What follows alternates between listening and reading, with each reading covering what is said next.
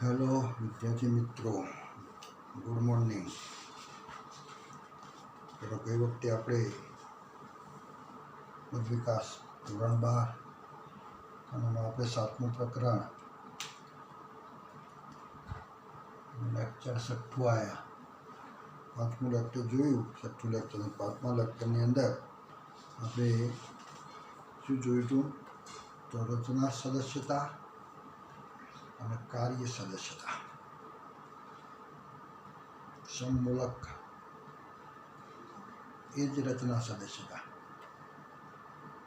આ જે દર્શાવતા હોય તે આગળ અપસારી ઉદ્વિકાસ અને કાર્ય સદસ્યતા કયો કન્વર્જન્ટ, જેને કહેતા ને કાર્ય, શું કહેતા હતા? તો કાર્ય સદસ્યતા એટલે કાર્ય સરખું અને રચના જુદી. તો એ જે છે વિકાસ, તો એ વિકાસને આપણે શું કહીશું? કાર્ય સદસ્ય રચનાઓ જે છે એ કઈ જાતનો ઉદ્વિકાસ કહેવાય? તો કેન્દ્રાભિસારી ઉદ્વિકાસ. કેન્દ્રાભિસારી વિકાસ. અને રચના સદસ્ય રચનાઓ જે આપણે રચના સદસ્ય જે રચનાઓ છે ને, તો તેને આપણે કહીશું અપસારી ઉદ્વિકાસ. અપસારી ઉદ્વિકાસ એટલે આપણે કહેતા હતા ડાયવર્જન્ટ, અને પેલું કન્વર્જન્ટ એટલે કેન્દ્રાભિસારી. તો એવા બે ઉદ્વિકાસો આપણે જોયા હતા. ખ્યાલ આવ્યો? અને કેમ સજીવો પહેલાં જે હતા એ સજીવો અત્યારે સંખ્યા ઘટી ગઈ અને આપણે કહીએ જે અનુકૂળ થયા તે રહ્યા. ઉદ્યોગો આવ્યા એટલે પ્રકારની છાલ જે હતી કાળી થઈ, મેસ વળગવાના કારણે. એટલે જે ધોળો ફૂદો હતો એ લોકોએ શું કર્યું? જે ઘેરા રંગનો જે ફૂદો હતો એ અનુકૂળતા સાજી કહેવાય. જેવું પ્રકાંડ હતું એના ઉપર જ એ હતા, એટલે સીધા જ તમે જુઓ તો એ બચી ગયા. ઝાડ જે હતું, જે વખતે ઉદ્યોગો નહોતા એ વખતે ઝાડે એ રીતનું હતું, પ્રકાંડ એ રીતનું હતું, અને સફેદ ફૂદો હતો. જેથી એ ભૂમિની અંદર સફેદ ફૂદો એટલે ભૂમિમાં દેખાણો નહીં.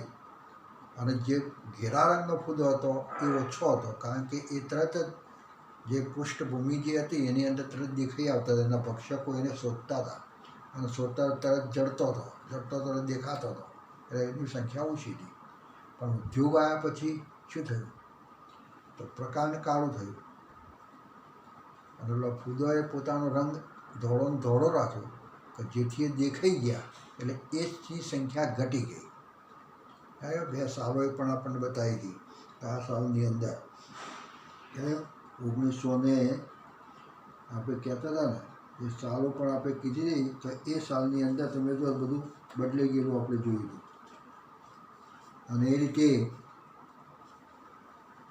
ઘેરા સંખ્યાથી જે એ લોકો બચી ગયા. કેમ? કારણ કે ઉદ્યોગો આવ્યા અને જેના કારણે પ્રકાંડ ઉપર એવું કાળા મેસ ચોંટી ગઈ, કે જેના કારણે પ્રકાંડ જરા થયું ઘેરા રંગનું, અને ઘેરા રંગનો જે હતો ફૂદો એ દેખાણા નહીં. એટલે એમની સંખ્યા વધી ગઈ. એટલે એ પ્રમાણે આપણે આ વાત કરી હતી. જેને આપણે શું કહેતા હતા? કે પ્રકૃતિમાં તકની ઘટનાઓ, શું કીધું હતું? કુદરતમાં તકની ઘટનાઓ અને સજીવોમાં વિકૃતિની તકને,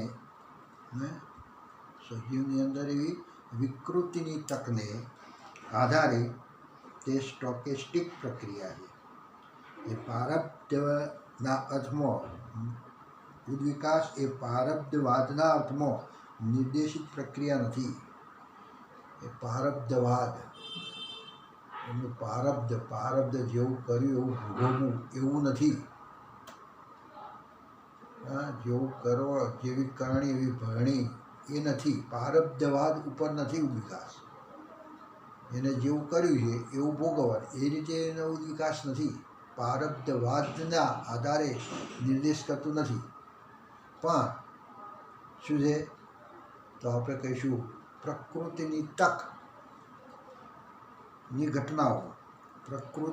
તકની ઘટનાઓ અને સજીવોમાં વિકૃતિની તક, એ વખતે એવી વિકૃતિ આવવી, એ જાતની જે વિકૃતિ હતી એ ઘટની, એ તક આવવી, અને આ બે જે થયું અને એના આધારે તે સ્ટોકેસ્ટિક પ્રક્રિયા છે.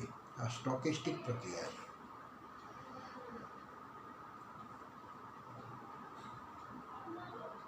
એટલે તકની ઘટના એટલે આપણે શું કહીશું કે પ્રકૃતિની અંદર તકની ઘટના, કુદરતમાં આવી તક આવી, કુદરતમાં કયો, અને એ જ વખતે સજીવની અંદર વિકૃતિની તક. આ બંનેનો સમન્વય થયો છે. તકની ઘટના, કુદરતમાં તકની ઘટના અને સજીવની અંદર વિકૃતિની તક, આ બંનેને એવો સમન્વય થઈ ગયો કે જેના કારણે એ સજીવો આ પ્રમાણે પોતે અર્થે અનુકૂળ થઈ અને આધાર પામેલા છે. તો એ રીતે આપણે એને કહીએ સ્ટોકેસ્ટિક પ્રક્રિયા છે. આ કઈ પ્રક્રિયા છે? સ્ટોકેસ્ટિક. સ્ટોકેસ્ટિક એટલે આવવાનું, રહેવું. ચાલો, એટલે એ રીતે આવવું અને એ રીતનું વાતાવરણ પણ બની ગયું કે જેના કારણે ટક્યા એમ. ચાલો, તો આ થઈ. હવે આપણે જોયું અનુકૂલિત પ્રસરણ. અનુકૂલિત પ્રસરણ.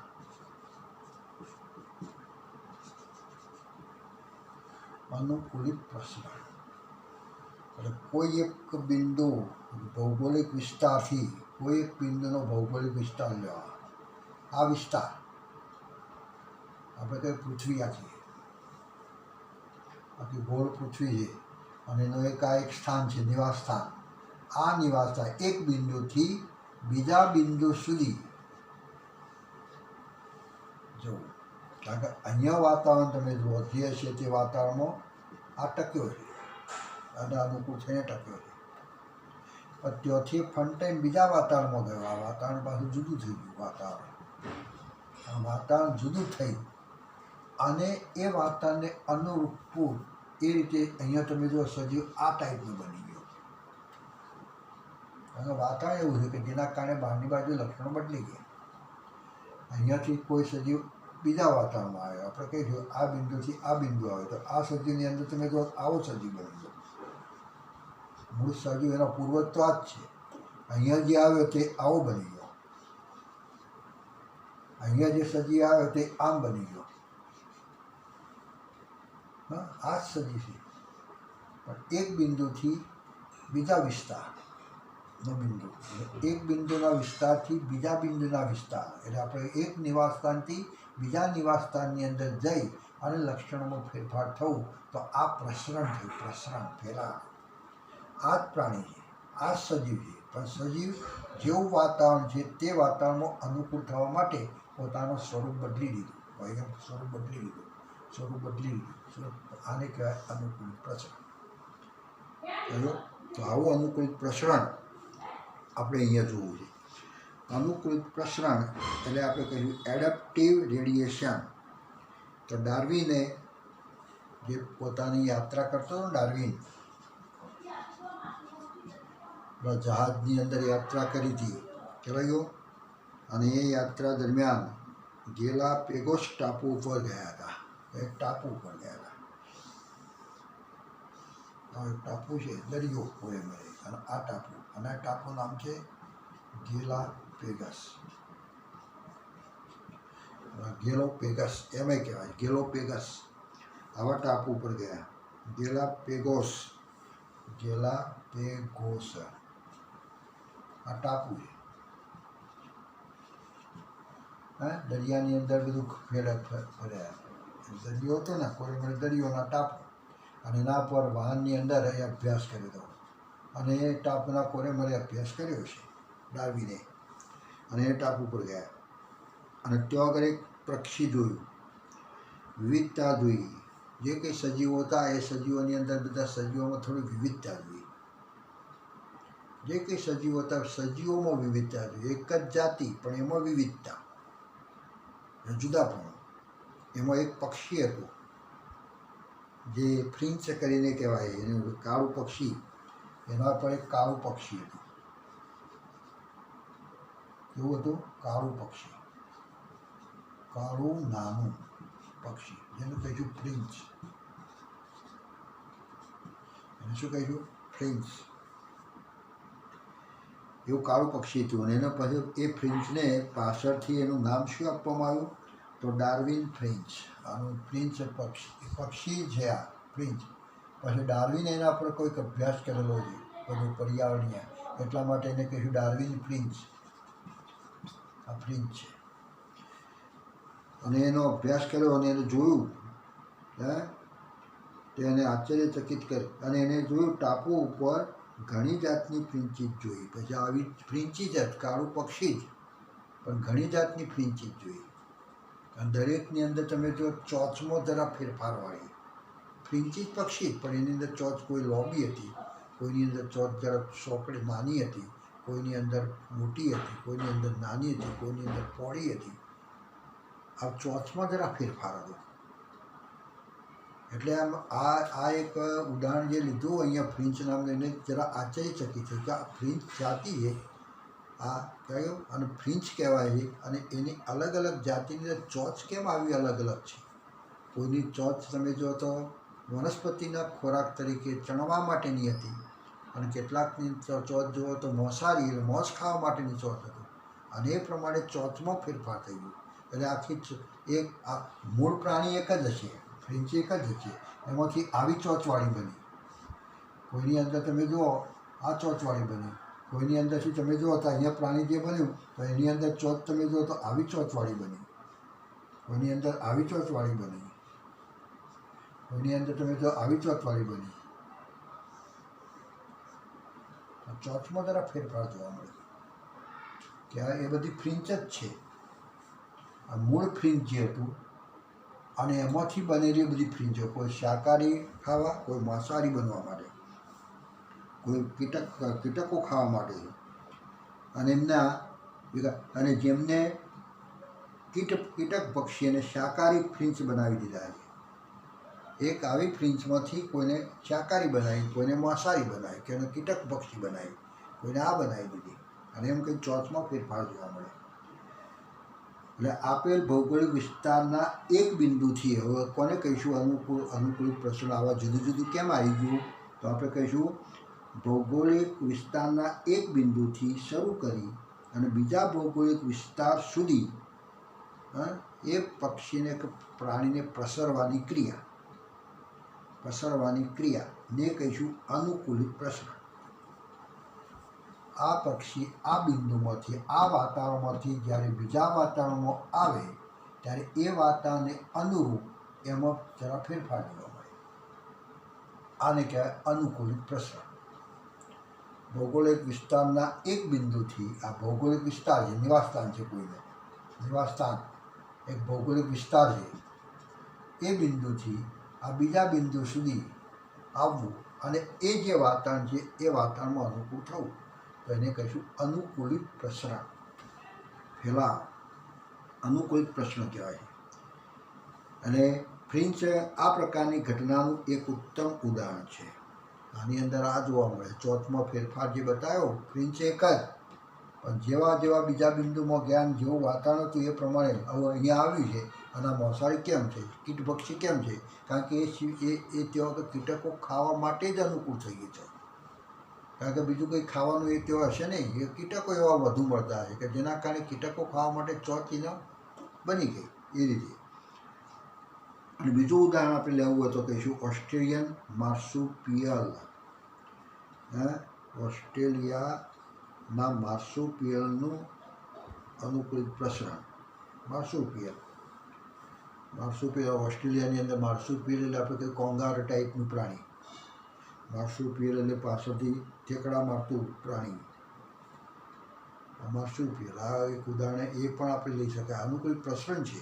હવે એ પ્રાણી કોઈ એક જ હશે, પણ કોઈની અંદર તમે જો ટાસ્માનિયાઈ વરુ બનેલો છે, એક બિંદુથી કોઈની અંદરથી ટાસ્માનિયાઈ વરુ બનેલો છે, કોઈની અંદરથી ટાઈગર કેટ બનેલી છે, કોઈની અંદરથી તમે જો પટ્ટાવાળું કીડીખાવું બનેલું છે, કોઈની અંદરથી તમે માર્સુપિયલ ઉંદર બનેલો છે, કોઈની અંદર તમે જો કાંગારું બનેલું છે, અને કોઈની અંદર ઓસ્ટ્રેલિયા આપણે કહીશું એની અંદર વોમ્બેટ બનેલું છે, કોઈની અંદર બંડીકૂટ બનેલું છે, કોઈની અંદર કોલા બનેલું છે, કોઈની અંદર માર્સુપિયલ સસુંદર બનેલું છે અને કોઈની અંદર સુગર ગ્લાઇડર બનેલું છે. આ બધું છે ને માર્સુપિયલમાંથી પ્રસરણ પામેલું છે.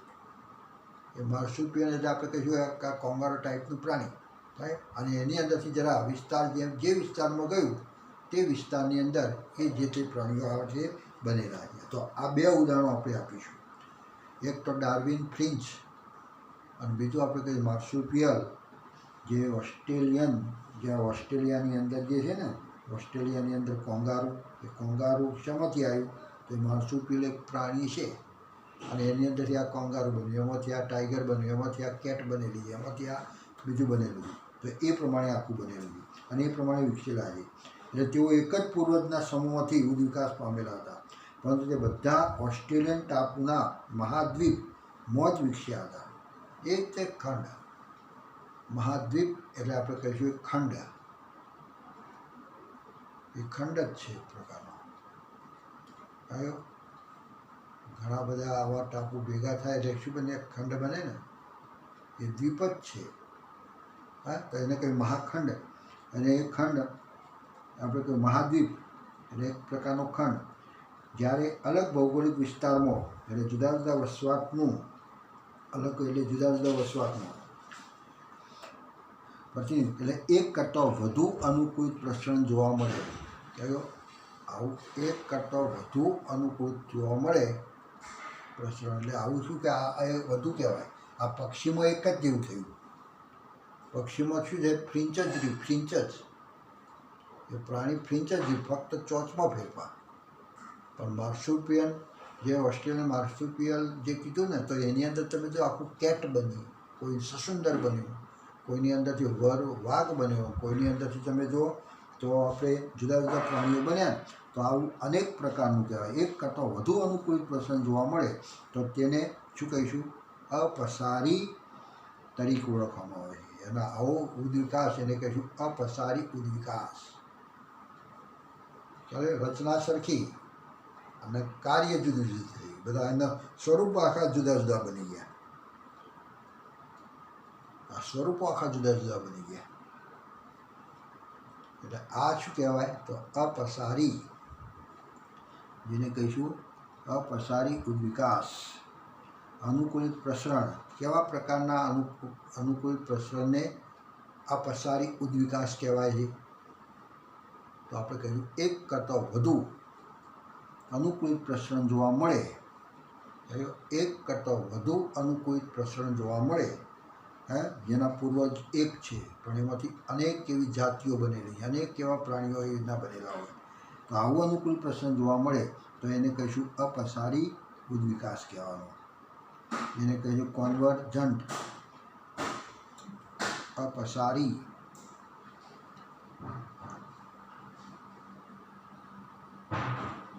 અને ઓસ્ટ્રેલિયાના જરાયુજ સસ્તનો પણ અનુકૂળ પ્રસરણ દર્શાવે છે.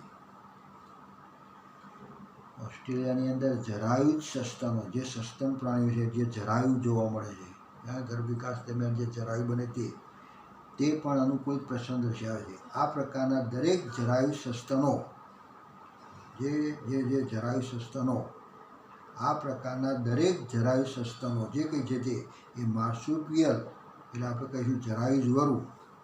માર્સુપિયલ એટલે જરાયુ વરુ અને બીજું આપણે કહીશું ટાસ્માનિયાઈ વરુ. બે વરુ છે, ટાસ્માનિયાઈ વરુ સમાન અનુરૂપ વિકાસ દર્શાવે છે. બેનો વિકાસ સરખો થયેલો જોવા મળે છે. એક વરુ છે અને એક ટાસ્માનિયાની વરુ થયું. તો બે તમે જો સરખો જરાયુના આધારે તમે જુઓ તો આવા પ્રકારના જે સસ્તનો છે એ બધા માર્સુપિયન આપણે કહીશું સમાન અનુરૂપ વિકાસ દર્શાવે છે. બંનેનો વિકાસ સરખો થયેલો જોવા મળે છે. તો આ અનુકૂળ પ્રસરણ. અનુકૂળ પ્રસરણની અંદર થોડી વધુ પણ માહિતી છે. થયો એના શું પ્રકાર અને એનું શું છે તે એ પ્રકારોને એ પણ આપણે જોવાના છે. ખ્યાલ આવ્યો? તો એ આપણે પ્રકારોને આપણે આવતી વખતે એ જોઈશું. ચોપડીની અંદર જે આપેલા છે ને આકૃતિઓ, એ આકૃતિઓમાં તમે જોજો જરાય સસ્તનો આપેલા છે. એક બાજુ ઉપર તમે જો તો માર્સુપિયન, ઓસ્ટ્રેલિયન માર્સુપિયલ આપેલા છે અને બીજી બાજુ જરાય સસ્તનો આપેલા છે. અને બંનેની અંદર તમે જુઓ તો સરખી સમાન ઉત્પત્તિ એ રીતે આપણે અહીંયા આનું સમાન આપણે કહીશું એમનું સમાન અનુરૂપ વિકાસ, એનો અનુરૂપ વિકાસ, સરખો વિકાસ થયેલો જોવા મળે છે. તો અહીંયા ચોપડીની અંદર આવો અપસારી ઉદ્વિકાસ દર્શાવતી આકૃતિ આપેલી છે. ત્યારે બંનેનો અપસારી ઉદ્વિકાસ દર્શાવે છે. આમાં કયો વિકાસ છે બંનેનો? જરાય સસ્તનો અને ઓસ્ટ્રેલિયન માર્સુપિયનનો, તો આપણે કહીશું અપસારી ઉદ્વિકાસ દર્શાવેલો છે. અને એક કરતાં વધુ આવા અનુકૂળ પ્રસરણ જોવા મળે, કયો? એક કરતાં વધુ આવા અનુકૂળ પ્રસરણ જોવા મળે જે માર્સુપિયલ હતા એમાંથી જુદી જુદી જાતનો કેટીય બનીને વિસ્તાર બદલાવાનો એટલે શરીરનું શરીર બદલાઈ ગયું. તો એવા એક કરતાં વધુ અનુકૂલિત પ્રસરણ જોવા મળે તો એને કહીશું અપસારી ઉદ્વિકાસ. તો આવો ઉદ્વિકાસ આપણે આટલો બતાવીશું. ખ્યાલ આવ્યો? તો આટલું એક ટૂંકું અનુકૂળ પ્રસરણ માટેનું જ લેક્ચર આપણે અહીંયા રાખીએ છીએ. પછી આપણે જૈવિક ઉદ્વિકાસ આપણે પછીના લેક્ચરમાં આપણે જોઈશું. ખ્યાલ આવ્યો? આવું એક ટૂંકું લેક્ચર આપણે ધ્યાન રાખીશું. ખ્યાલ આવ્યો? તો ચલો આવજો. Thank you.